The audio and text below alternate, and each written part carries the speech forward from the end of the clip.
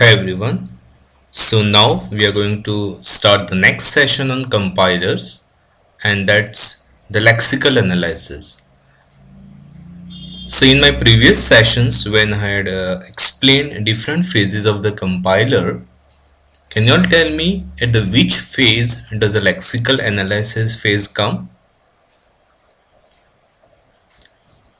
Lexical analysis phase comes as the first phase of compiler.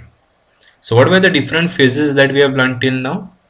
First, the compiler goes through lexical analysis, then syntax analysis, then comes semantic, then comes intermediate code generation, then we are optimizing the code, and finally we are generating the machine level code, that is code generation.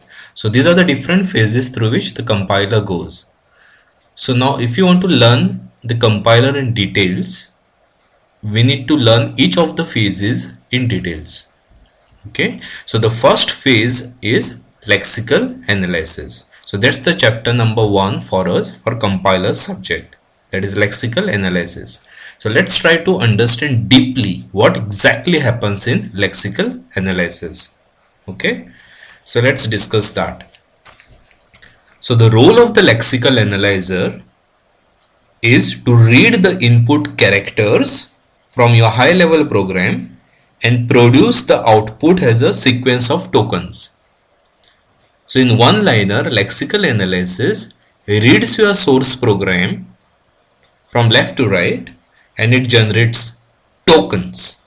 Okay, so these tokens are used by the parser for syntax analysis. So if you just focus on the diagram that I have on my screen here, now this is the lexical analyzer which reads the high level program. Okay, and it scans that high level program and it generates tokens. So these tokens are used by your parsers. Okay, so whenever parser says give me the next token, lexical analyzer gives next token to the parser. So that's why the cycle is over here. So parser will say please give me the next token. Lexical analyzer will give that token to the parser. Okay, and lexical analyzer and parser both needs a symbol table which is a data structure. We have already discussed symbol table in our previous lectures, right? So symbol table is a data structure which maintains different information that is required during processing different phases of the compiler. So lexical analyzer will save some bookkeeping information in symbol table and parser will read that information from symbol table. So parser will ask the next token, lexical analyzer will give that next token to the parser. Okay. So as far as the implementation of lexical analyzer goes, lexical analyzer can be implemented as a subroutine, and upon receiving a get next token request from the parser, the lexical analyzer reads the input characters until it can identify the next token. So as we have already discussed that lexical analyzer parses the input program from left to right and it results in set of tokens. So whenever parser says please give me the next token, lexical analyzer will keep on processing your characters from left to right until a next token is encountered, and as soon as it finds out the next token, it gives that to the parser. Okay, so lexical analyzer also strips out extra spaces or white spaces or blank characters in your source program. Okay, and it also strips out the comments. So when you write some comments while writing a C program, those comments are not compiled because compiling comments doesn't make sense, right? When we write comments so that the program becomes readable. It is helping the user to understand the high level program. So these comments need not be compiled. So lexical analyzer, remember, also strips out the white spaces or the blank spaces in your code, and it also skips the comments in your code.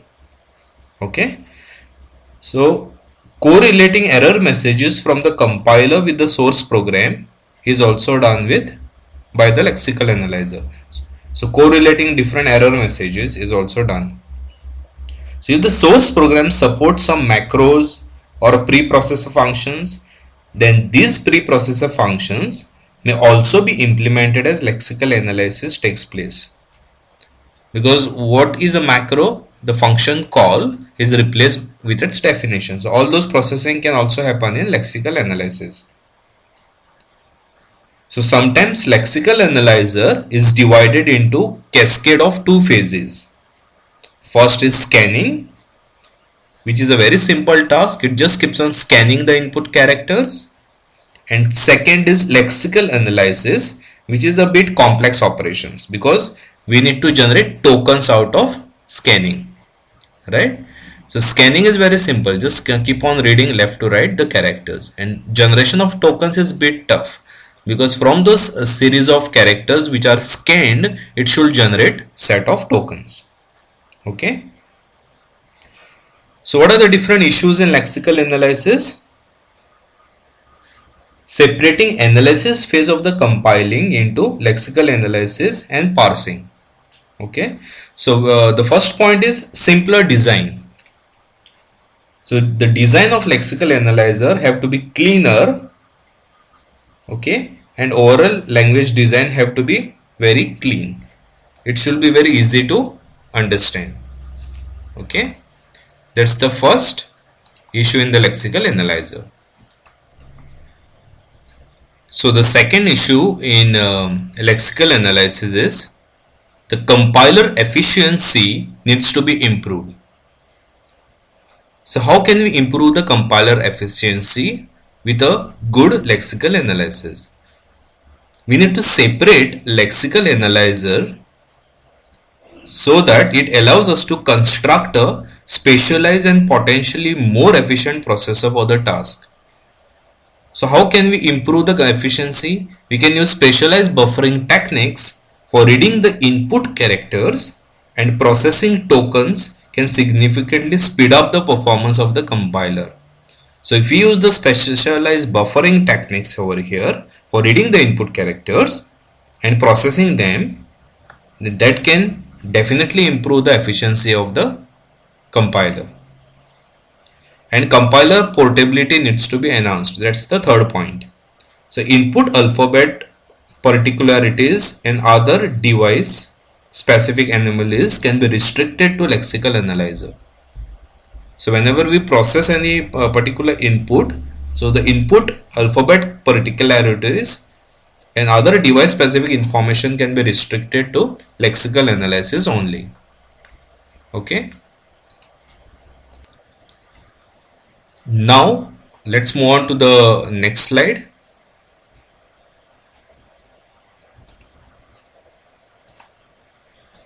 Tokens, patterns and lexemes. So let's understand what do we mean by a token, what do we mean by a pattern, and what do we mean by a lexeme. Okay.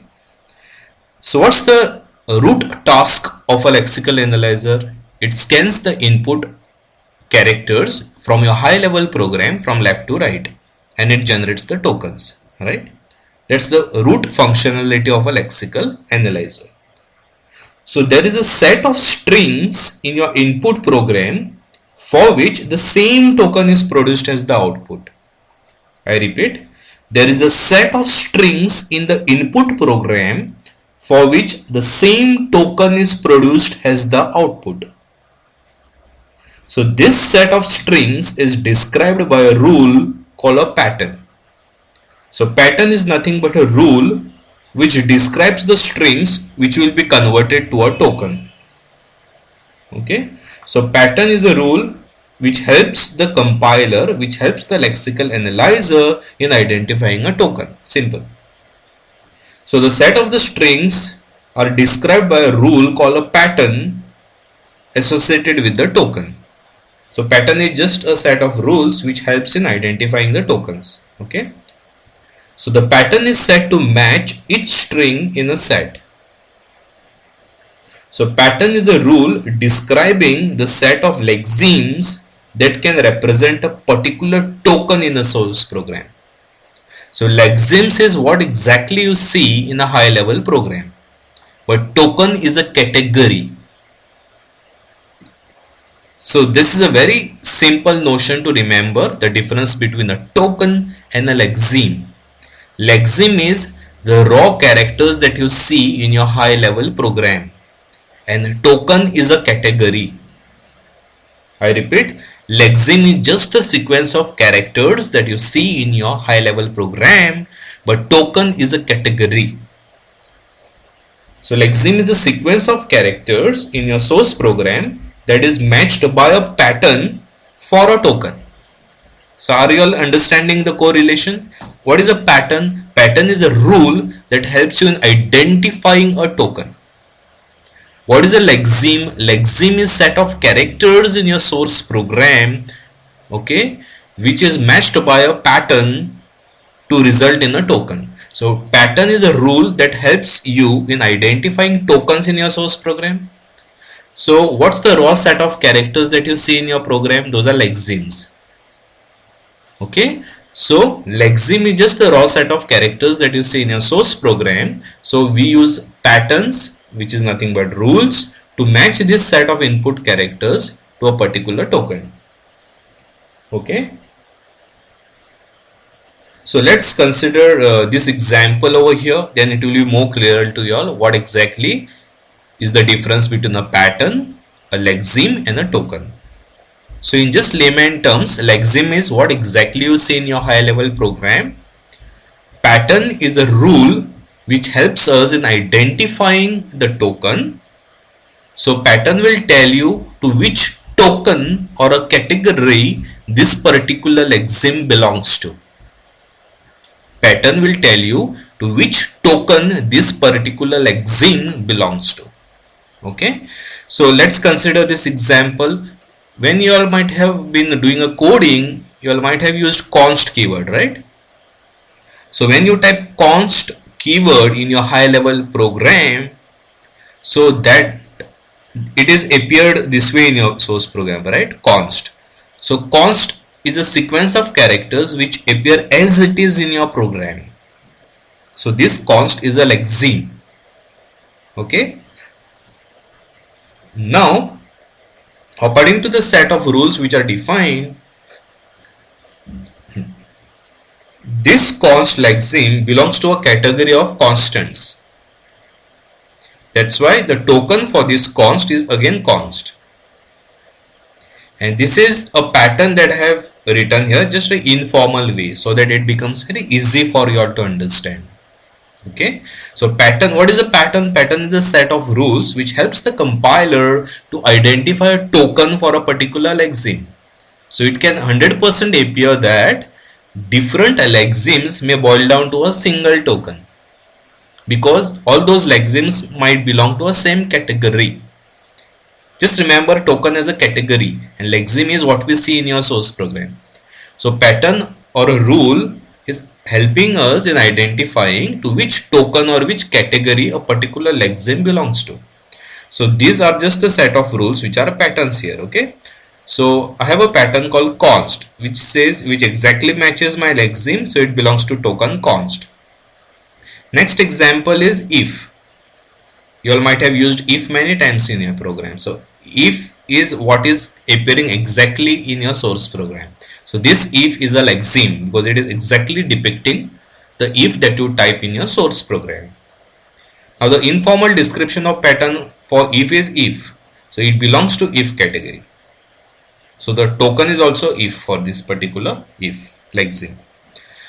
Now this example is very good example which will help you in identifying the difference between lexeme and a token. So you all might have used these symbols many times in your program, right? Less than, equal to, not equal to, greater and greater than equal to. So all these signs that you're using are some relational operators, right?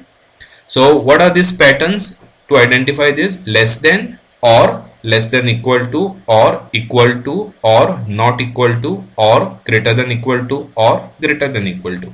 So these are different set of rules which will help compiler in identifying that this particular sign belongs to a token relation. So now this is a very beautiful example to understand the difference here. Even though you might have all these different types of relational operators in your program, Each one of them is a different lexeme, but all belongs to a single category of relation. So all these lexemes will boil down to a single token called relation. Clear? All these are different lexemes: less than, equal to, not equal to, greater than, equal to. All these are different lexemes, but all this belongs to a category of relation. So all these are boiling down to a single token called a relation. So lexeme is what exactly you see in your input program as it is in the raw format, and token is the category. So all this belongs to a category relation. That's why for these lexemes token is relation. Clear? Again, let's take more examples.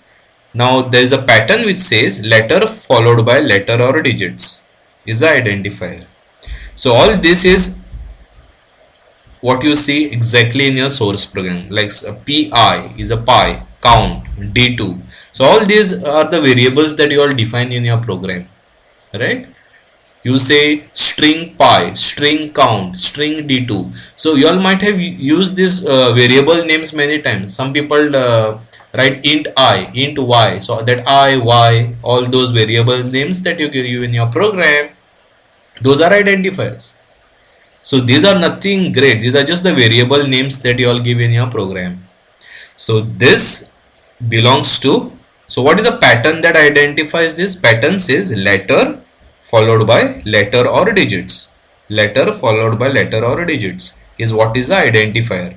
So this rule mentions that if anything in your source program matches letter followed by letter or digits, then it's an identifier. So identifier is the token, and all these are different lexemes which is there in your source program.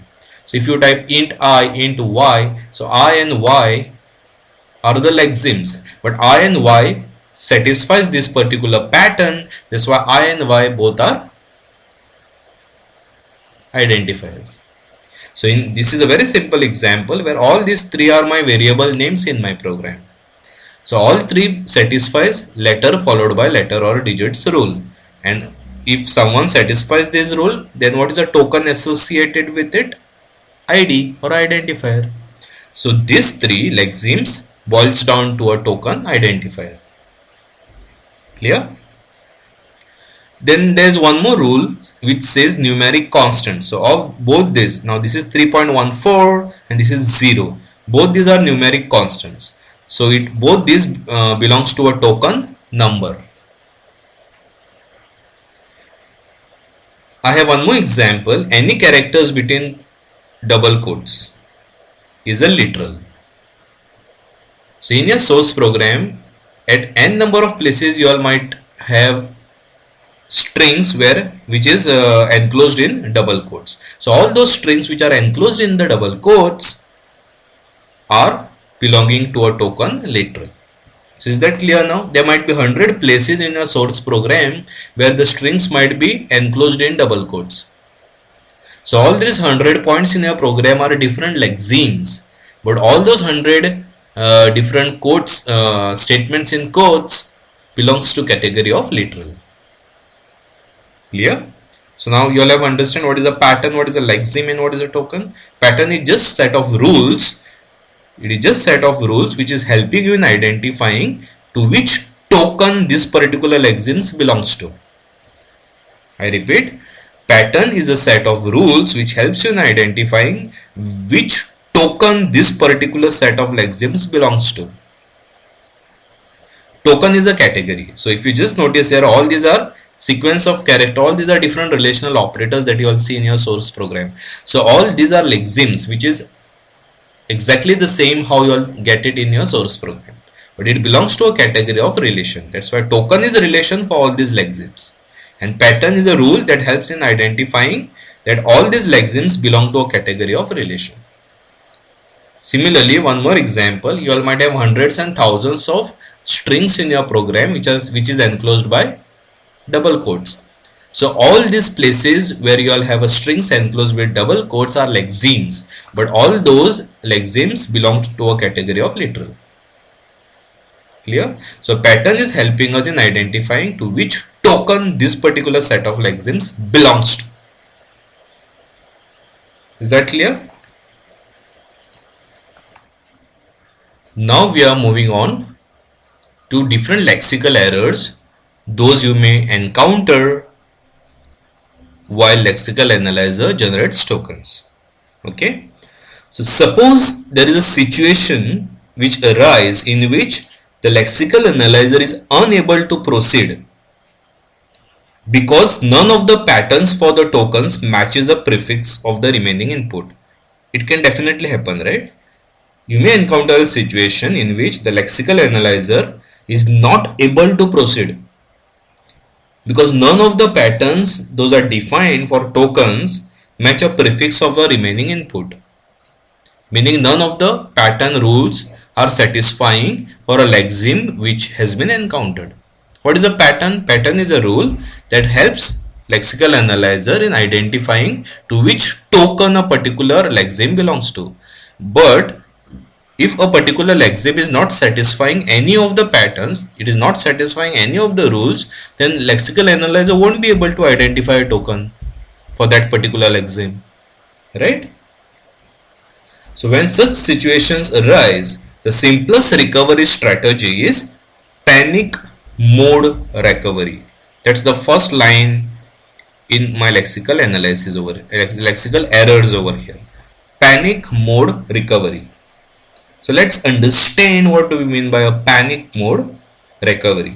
It's the simplest recovery strategy in which what we do is we delete successive characters from the remaining input until lexical analyzer can find a well-formed token.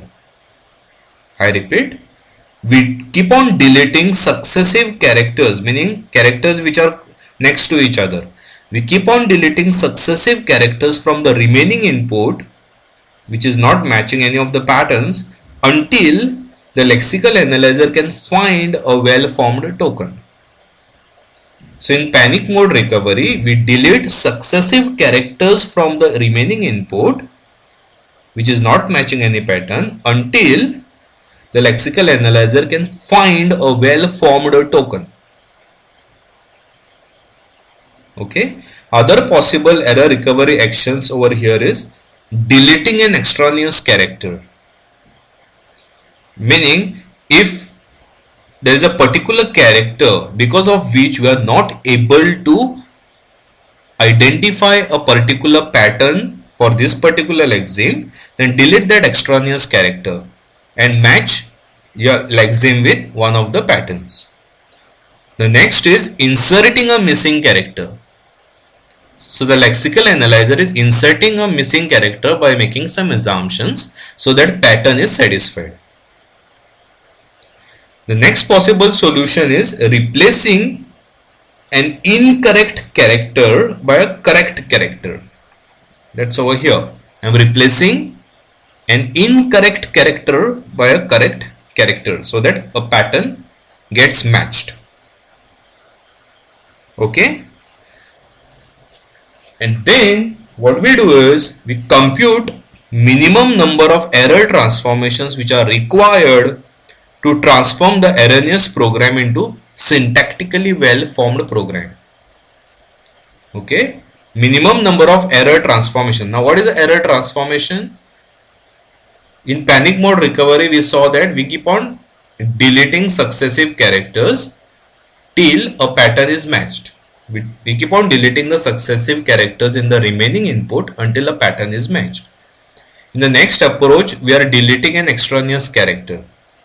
In the next possible approach, we are inserting a missing character. And in the next possible approach, we are replacing an incorrect character with a correct character. So all these are different transformations, error transformations that I do. All these four are different error transformations that I do so that lexical analyzer is able to get a token for a lexeme. Right? We do all these four so that lexical analyzer is able to get a token for a lexeme. So we compute minimum number of error transformations which are required to transform erroneous program into syntactically well formed program. Okay. So I will explain input buffering in my next session on compilers. Thank you.